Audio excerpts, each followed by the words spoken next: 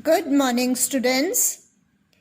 This lesson is of class 9 for the subject of biology, topic functions of kidney, which is covered in chapter 9 titled Excretory System, starting on page number 113 of your textbook titled Concise Biology, Selena Publications, and is being submitted to you on 7th of December 2020. Dear children, let us start with the functions of kidney. The major function of kidney is formation of urine. The blood that enters the kidneys contains more oxygen and less carbon dioxide. It usually has a larger concentration of water, mineral salts, and nitrogenous wastes than the blood that leaves the kidneys. Excess mineral salts and nitrogenous wastes like urea, creatinine, and uric acid are of no value to the body. So, they are removed with the urine. Children, you may see figure 1 showing the cross section of kidney. You may see that unfiltered blood, which contains urea and other wastes, is entering the kidney, and inside the kidney in the nephron it is getting filtered, and thus after filtration the filtered blood comes out through renal vein, and the waste products are excreted out of the body in the form of urine. Now let us start with the steps in urine formation. First step of urine formation is ultrafiltration. Ultrafiltration is a simple mechanical filtration occurring in the glomerular capsule. Second step of urine formation is selective reabsorption. Selective reabsorption is occurring at the proximal convoluted tubule in particular. Third step of urine formation is tubular secretion. Tubular secretion is occurring at the distal convoluted tubule in particular. Children, you may look at figure 2 showing the nephron structure and various parts of nephron where the urine formation is occurring. You may see the first step of urine formation, that is the ultrafiltration or glomerular filtration, is occurring in the glomerulus of the kidney. Second step of urine formation, that is selective reabsorption, is occurring majorly in proximal convoluted tubule. And the last step of urine formation, that is tubular secretion, is occurring in the last part of the kidney tubule, that is distal convoluted tubule. Now children, let us talk about these steps of urine formation in detail. First step of urine formation is ultrafiltration. The blood carrying the waste material like urea is brought about by renal arteriole called afferent arteriole to the glomerulus. In the glomerulus, mechanical filtration occurs, which is called the ultrafiltration. As the filter is very fine and only small molecules are filtered off from the blood. Ultrafiltration occurs because the blood flows through the glomerulus under high pressure. The reason for this greater pressure is that the efferent, that is outgoing arteriole, is narrower than afferent, that is incoming arteriole. This high pressure causes the liquid part of blood to filter out from the glomerulus into the renal tubule. This filtration under extraordinary force is called ultrafiltration. Children, you may see figure 3 showing ultrafiltration occurring in the Bowman's capsule and glomerulus. You may observe that the afferent arteriole, that is the arteriole which is bringing the blood into the Bowman's capsule, is wider than the efferent arteriole which is leaving the Bowman's capsule. This variation in the size of afferent and efferent arteriole causes high pressure in the glomerulus, and thus the high pressure which is generated in the glomerulus causes ultrafiltration, that is filtration of the molecules through a very fine filter, and thus only small molecules are filtered off from the blood in the glomerular capillaries inside the kidney tubule.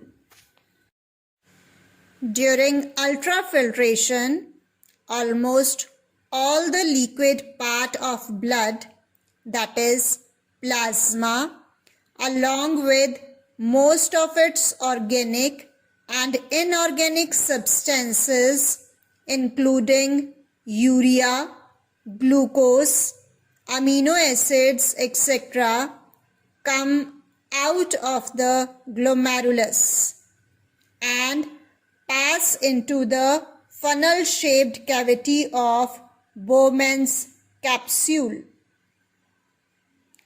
The fluid entering the renal tubule is called glomerular filtrate. The glomerular filtrate consists of water, urea, salts, glucose, and other plasma solutes. Children, you may again see figure 4 showing the Malpighian capsule. You may see the size of the afferent arteriole and the efferent arteriole. You may also observe that how high pressure is generated in the glomerular capillaries, and as a result of this high pressure, the liquid part of blood, that may consist of water, urea, salts, glucose, and other solutes, it comes out of the glomerulus and pass into the kidney tubule. The blood proceeding away from the glomerulus is relatively thick. The thicker part of blood left behind in the glomerulus after ultrafiltration, that is, the two kind of corpuscles, red blood cells and white blood cells, proteins and other large molecules are carried forward through efferent arteriole. Now children, let us talk about the second step of urine formation, that is reabsorption, or more appropriately be called as selective reabsorption.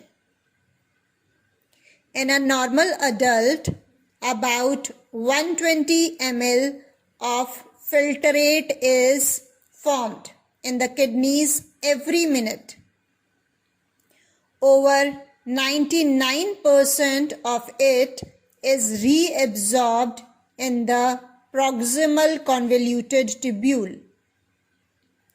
This is because if 120 milliliter of filtrate were allowed to pass out as urine, the body would lose far too much water and other useful substances and would soon be dehydrated.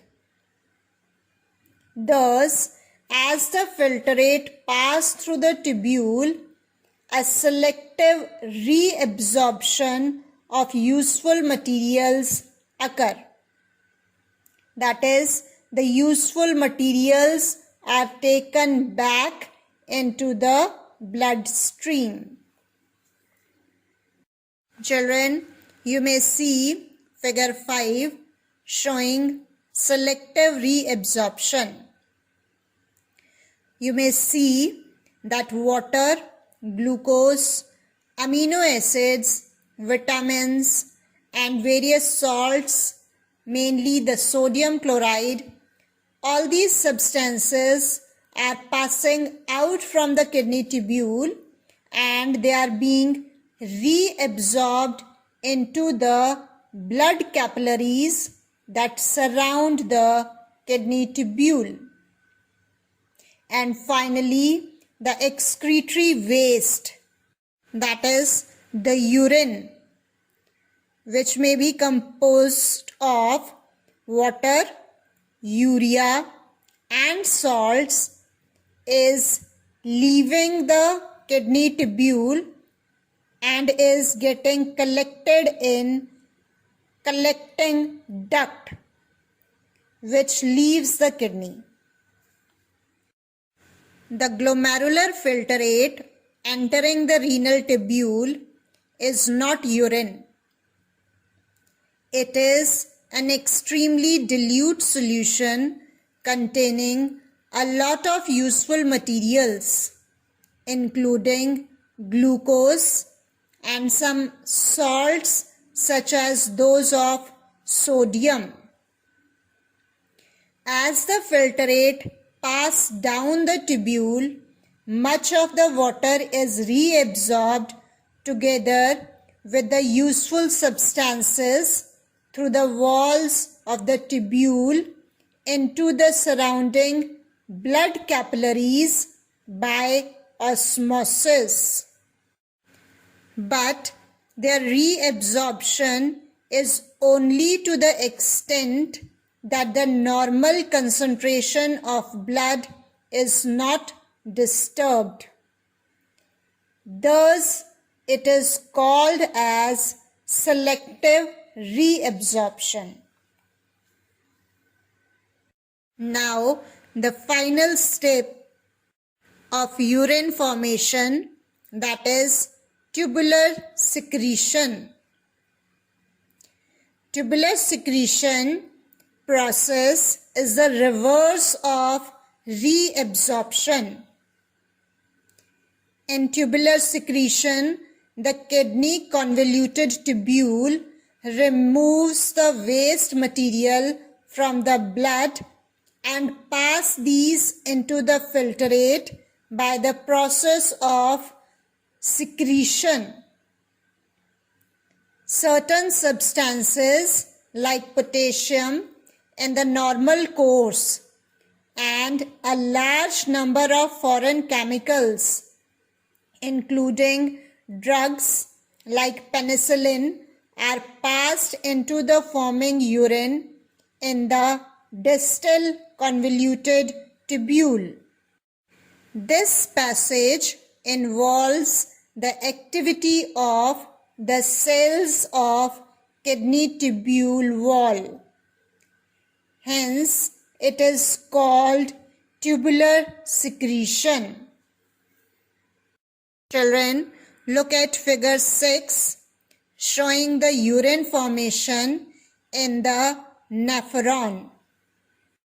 The figure is showing the complete structure of a nephron, its various parts, and the various steps of urine formation occurring in the different parts of the nephron. You may see afferent arteriole entering the Bowman's capsule. Inside the Bowman's capsule, in the glomerular capillaries, ultrafiltration is occurring. After that, the blood is leaving the Bowman's capsule through efferent arteriole. Further, the glomerular filtrate after ultrafiltration is entering into the proximal convoluted tubule and passing through the PCT, that is proximal convoluted tubule. It is going into the loop of Henle and further into distal convoluted tubule.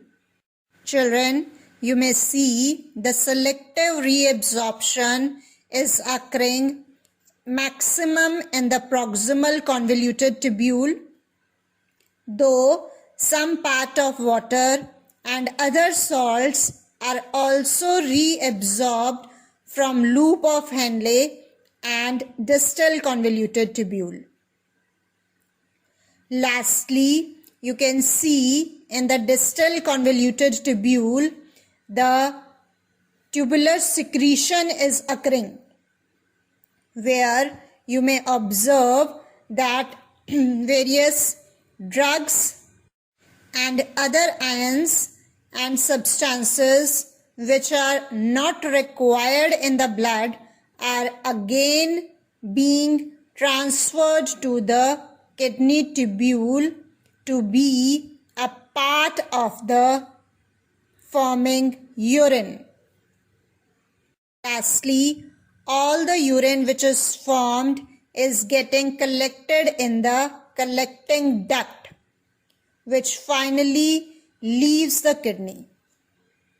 Thus, all the three steps of urine formation, that is ultrafiltration, selective reabsorption, and tubular secretion, are shown in the diagram 6. Uric acid, ammonia, urea, creatinine, and some other molecules are removed by this process of tubular secretion.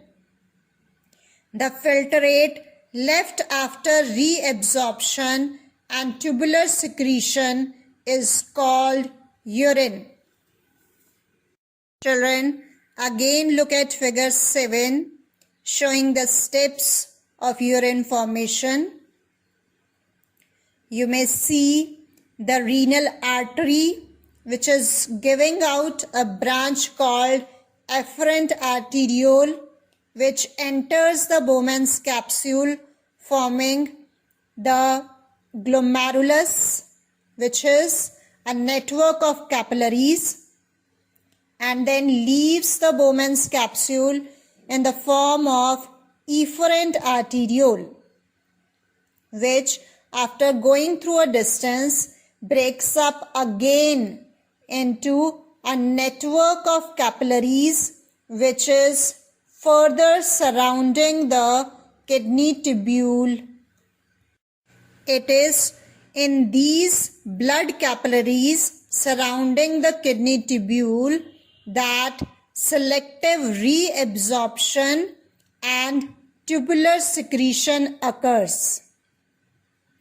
After that, all these network of capillaries rejoin back to form venule and finally forms the renal vein which leaves the kidney. Thus, the blood is entering the nephron through renal artery and is leaving the nephron through renal vein. Also, you may observe that the kidney tubule is ending up in joining the collecting duct, which finally is receiving the urine. Freshly formed urine is collected in the collecting duct and which leaves the kidney. Children, you may see figure 8 showing the steps of urine formation. The primary urine, which is basically the glomerular filtrate. After the ultrafiltration, the substance which passes down the kidney tubule is primary urine, though it is containing the urea, but it is also containing some useful substances like water, glucose, amino acids, etc. This filtrate passes the proximal convoluted tubule, which absorbs useful substances from this primary urine. Partial absorption of water and sodium ion also takes place from loop of Henle. Sodium ions and water is reabsorbed under the influence of hormone in distal convoluted tubule. Thus, the selective reabsorption is occurring majorly in proximal convoluted tubule but is carried out by loop of Henle and distal convoluted tubule also. In the distal convoluted tubule, urea, uric acid and creatinine are also secreted into the kidney tubule. And finally, the urine is formed. Now, before going further, let us take a short break. Answer the following questions during the break. Question number 1. Where does ultrafiltration occur in the kidney? Question number 2. Which part of renal tubule reabsorbs most of the water? Question number 3. High pressure is generated in glomerulus. Give reason. Children, you may pause the lesson for 3 minutes now to write these answers in your notebooks. Break is over, children. Listen to the correct answers. Answer number 1. Ultrafiltration occurs in glomerulus of the kidney. Answer number 2. Proximal convoluted tubule reabsorbs most water. About 2/3 of the water is reabsorbed in proximal convoluted tubule. Answer number 3. The reason for high pressure in glomerulus is that the efferent arteriole, that is the outgoing arteriole, is narrower than the afferent arteriole, which is the incoming arteriole. Now, let us resume the topic with urine excretion.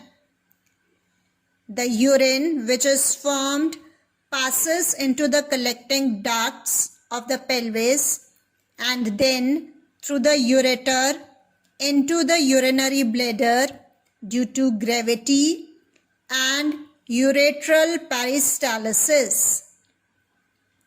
Uretral peristalsis is the wave of constriction in the ureters that pushes the urine forward to the urinary bladder.